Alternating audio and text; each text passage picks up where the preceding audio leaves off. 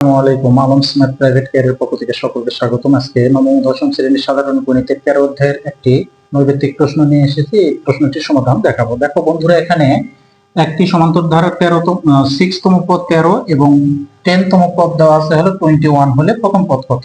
তো এরকম ধরনের নৈবেত্তিক আসলে আমরা কি করব, দেখো এখানে 13তম পদ, কততম পদ, তাহলে 13তম পদ, আর এর সাথে এখান থেকে আমরা 1 মাইনাস করে দিব, তাহলে কত হলো 5। আর এখানে কত আছে 21, দেখো 21, এর থেকে আমরা কত বাদ দিয়ে দিব, 1 বাদ দিলে কত হলো এটা।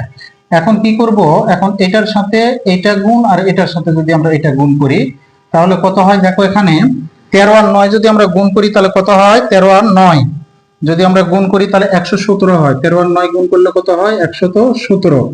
তারপরে এখানে মাইনাস দিব, এখন 21 দ্বারা 5 কে গুণ করলে কত হয়, 105। তাহলে এখন এটার থেকে যদি আমরা এটা যদি আমরা বাদ দিয়ে যদি দিই তাহলে কত হবে বন্ধুরা, কত হবে, 12 হবে। এখন কি করব, 12 কে কত দিয়ে ভাগ করব, এখন এই 9 থেকে 5 বাদ দিতে হবে, বাদ দিলে কত হয়, 4।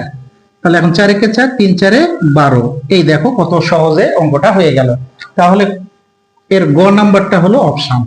আশা করি এই শর্ট ট্রিক্স নৈবেত্তিকটি তোমরা বুঝতে পেরেছো। কারো যদি কোনো সমস্যা থেকে থাকে তাহলে অবশ্যই কমেন্টে জানাবে, পরবর্তীতে তার সমাধান করে দেওয়ার চেষ্টা করব। ধন্যবাদ সকলকে।